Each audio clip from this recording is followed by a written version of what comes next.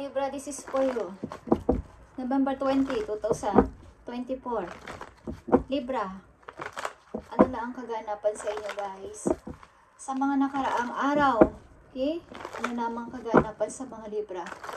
At mga nais na sabihin sa inyo ng inyong guides from heaven. Libra, malapit na guys magtapos ang taon, okay? So, tingnan natin ang mga messages na gusto iparating sa inyo ng inyong mga guides at ano na ang kaganapan sa inyo. Messages for Libra. Okay.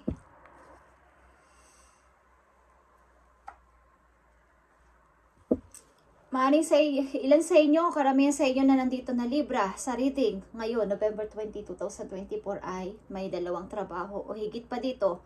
So kayo ay matuto kayong i-balance ang private ninyo, ang inyong personal life, okay?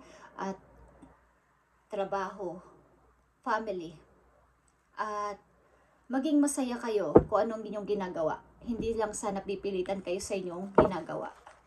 Dapat ay enjoy ninyo na ang ginagawa ninyo ay para sa inyong sarili o para sa inyong family. Okay? Kailangan ninyo itong i-enjoy. Kailangan nyo ng balance dito. Maaaring kayo ay may 2 to 3 jobs na ginagawa o higit pa dito at mahirap ang pagbabalanse ng mula sa personal life nyo, sa family nyo, sa anak nyo, sa inyong mahal sa buhay at sa inyong partner.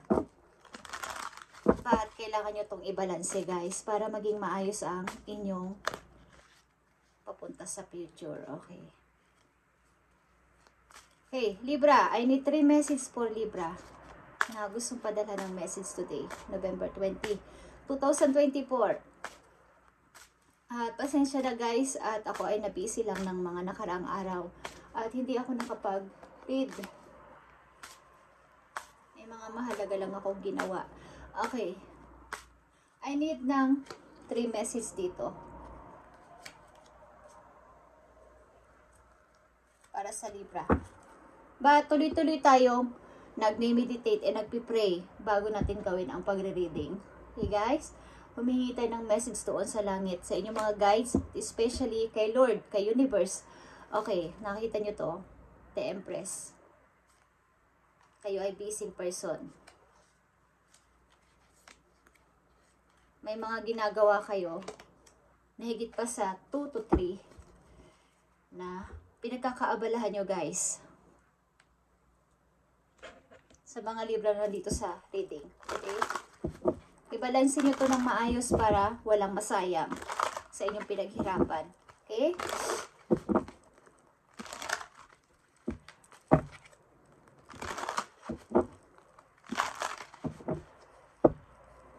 Sa mga Libra, ano ang gusto mong sabihin pa sa kanila para magkaroon sila ng guide sa kanilang ginagawa? Ang oras ngayon guys ay 10:12.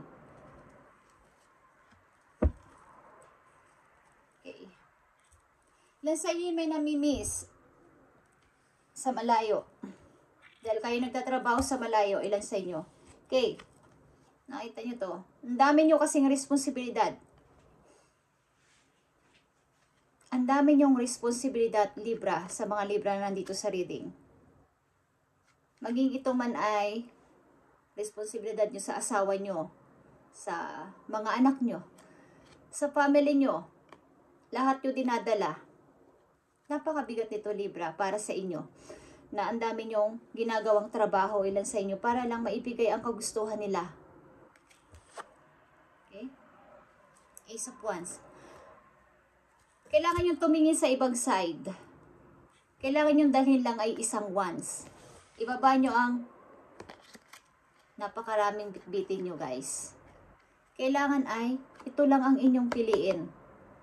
At tanggapin. Dahil ito ay pagbabago para sa inyo, mga bago ninyong gagawin sa buhay. Okay?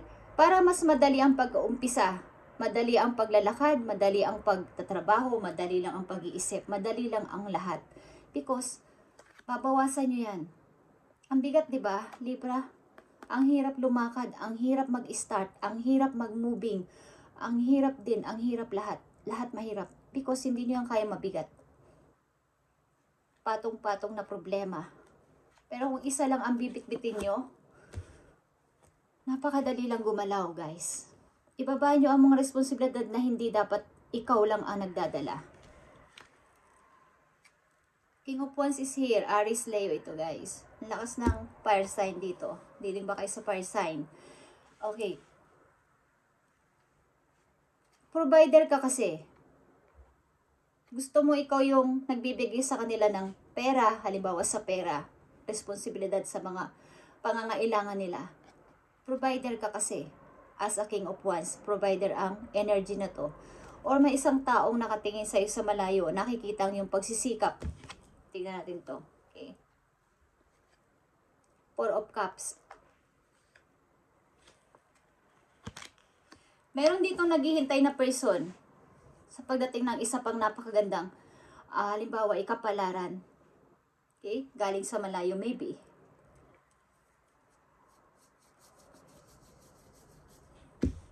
May mga naudot kayong dapat gawin sa buhay, Libra. Maaaring hinihintay nyo ang isang tao para maibsan yung inyong nararamdamang pain dyan sa puso ninyo. Meron kayong hinihintay na isang tao na baka dadating pa. Baka pupuntahan pa ako. Baka i-comfort pa ako. Pupunuan yung mga pagkukulang niya dati. Kaya yung ibang opportunity, ibang tao na lumalapit sa inyo, hindi nyo muna pinapansin sa ngayon sapagkat baka darating pa siya. Okay? Nandito ang the moon, guys. Ano man ang sabihin ng mga tao, ano man ang sabihin ng tao na to sa inyo, isa nanatili kayong silent. Tahimik lang. Ace of Cups. Maaaring may bagong taong darating o dumating sa buhay ninyo at may tao dito sa nakaraan na gumugulo pa sa inyong isip. Libra. Okay.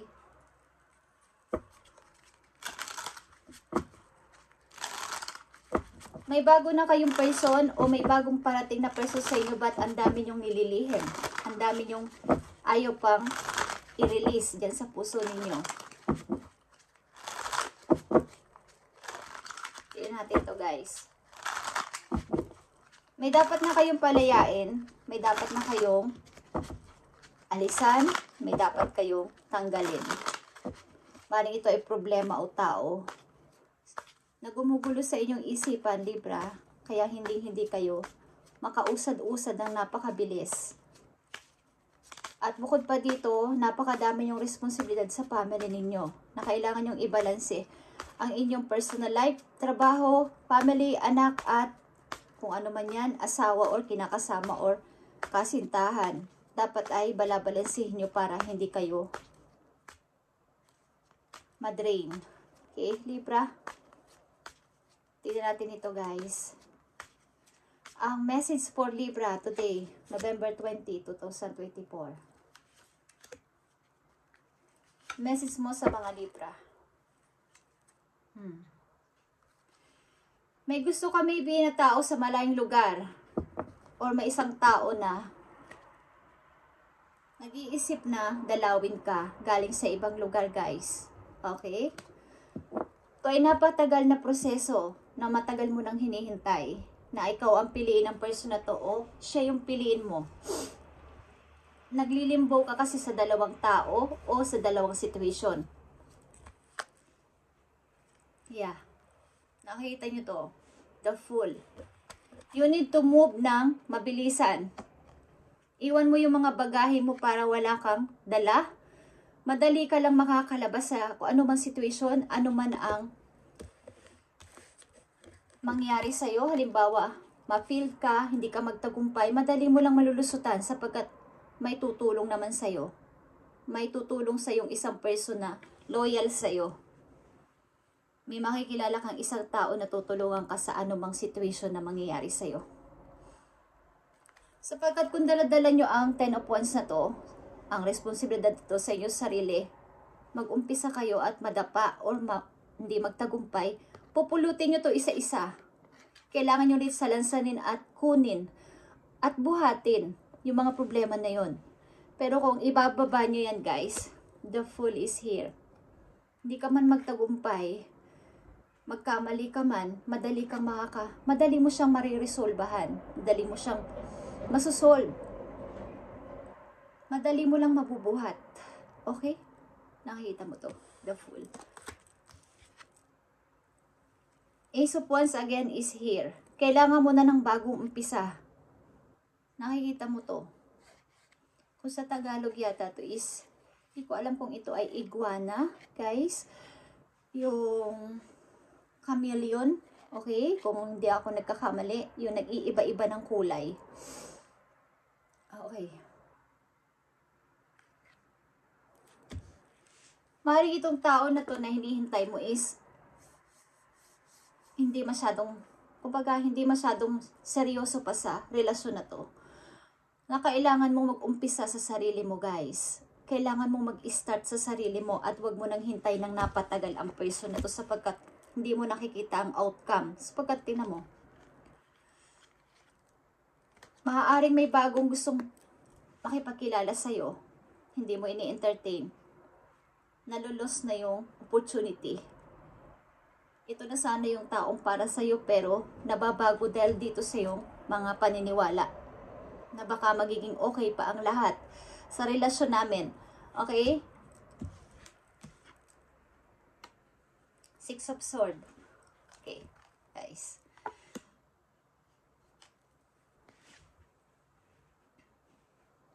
Puprotektahan ka ng tao na to na bago mo makikilala.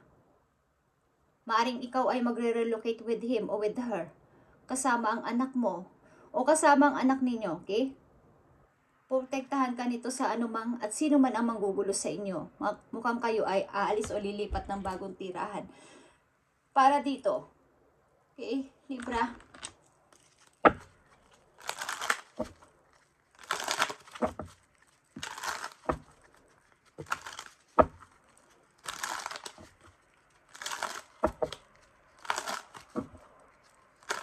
Mukhang kayo ay lilipat ng bahay kasama ang tao na to at ang anak ninyo, guys. Mukhang may nanggugulo sa inyo na dati ninyong nakarelasyon. Ilan sa inyo may nanggugulo. Okay.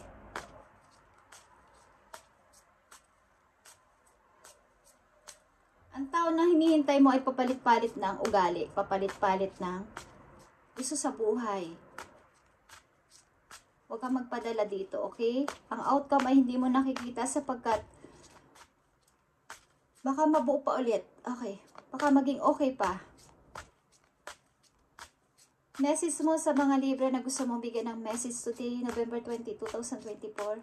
Bigyan mo sila ng guide sa kanilang situation. Ayon dito sa mga lumabas sa kanilang mensahe na gusto mong ibigay sa kanila. Thank you. Dito ang bat o transition. Libra, you must pay attention to the signs around you. The transition may seem frightening at first, but you must let go of all the habits and patterns that no longer serve your higher calling. They would only hinder your growth. Okay. Pinapahinto nito o pinababagal ang inyong pag-grow sa buhay. Libra, kaya binibigyan at nandito kayo sa situation na to na ang dami nyong pasanin. Ibaba nyo yan, guys, at kunin nyo lang ang dapat ninyong responsibilidad. Huwag nyong kunin lahat. Para kayo makapag-move ng past, makapag-start ng bago sa inyong buhay. Nakikita nyo to? Nililin lang ka ng person na to. Maaaring sa iyong emotion. Sinasabi niya na gusto ka pa rin niya. Okay? Maghintay ka sa akin, Libra. But ang totoo ay hindi. Kaya hindi mo na ini-entertain ng iba. Hindi mo nakikita ang outcome. Na pinapadalang ka ng sign ng heaven na tama na, Libra. Tama na yung pagdadoubt. Tama na yung pagdududa sa nararamdaman mo, sa puso mo. Kailangan mo na itong i-release at mag-umpisa ng bago sa sarili mo, sapagkat may tao dito na bago na ibibigay sa iyo si God na handa kang ipaglaban, handa kang protektahan. Okay? Nandito ang transition, Libra. Bigyan mo ng attention ang mga signs na nakikita at nararamdaman mo sa iyo sarili. Mga old habits mo is i-release mo na. Okay, Libra? And tingnan natin ang message sa inyo ng inyong mga angels, guys. Nakita itong choose freedom. Choose freedom. Something kayo ay nasa illusion mood. Baka, maybe. Nandun kayo sa baka, hindi, baka dumating, baka hindi maging okay. Yun ay illusion lang, Libra, na binablock ang inyong mind para hindi kayo makapag-move ng tuluyan. Sometimes you may feel thoughts your way is blocked, but often that's just an illusion. You could be free yourself from the obstacle that you focus on by choosing a different path. Turn your thoughts away from negativity and instead envisions endless other possibilities you might act upon. Okay. Just an illusion na sinasabi mo na hindi mo kaya, hindi ko kaya mag-start, baka hindi maging okay. Pagdududa. Okay, guys? Kaya nandito ang 10 of Wands, guys. Ibaba mo na yung mga responsibilidad na yan, na dala-dala mo. Ano man yan, alam niyo sa sarili ninyo, sa mga Libra na nandito. Kaya sasabi ko pa lang, ibalansin nyo ang inyong personal life, trabaho, family, anak, kinakasama o asawa sa inyong ginagawa araw-araw. Kung alam ninyong kayo ay parang nasusupukit na, nadidrain na sa isang bagay, trabaho man yan, asawa o anak o family, choose another path, Libra. Maaring relocation, pagpapalit ng trabaho, kung lagi nyong sinasaway o nagagalit kayo sa inyong mga anak, this time, ibahin nyo yung inyong strategy, technique. Huwag nyo na sila munang pansinin. Kung hindi kayo pagkakaintindihan ng inyong asawa, kasintahan, o ano man yan ang relasyon ninyo is, just release, guys. Release muna. Then, kapag naging okay na, doon pa lang kayo dapat magsalita. Okay? Huwag nyong masyadong gawing big deal lahat ng mga problemang dumating sa buhay ninyo, sapagkat kayo lang ang talo sa bandang huli. Kailangan nyo mag-choose ng another path. Something dito, guys, is kayo din ay may karelasyon na malayo sa inyo at maaaring want nyo mag-travel ng pareho or may magta-travel papunta sa inyo. Ito ay Aries energy, but ito isang tao na kayo ay pinili or vice versa. Okay? Pwede ito mag-vice versa, guys. Depende sa inyo. At kung sino ang inyong ka-involved sa inyong buhay is maaaring lumabas dito ang energy nila. Okay?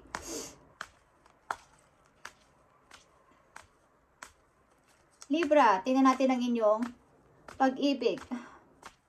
Maging good and bad man to is magiging guide nyo to sa inyong pag-ibig. Okay?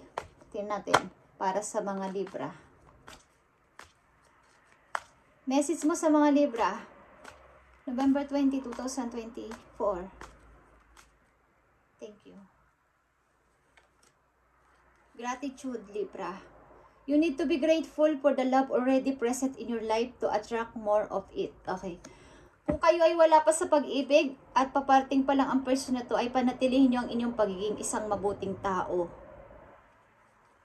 sa kapwa, sapagkat ang tao na to ay kayo hahangaan.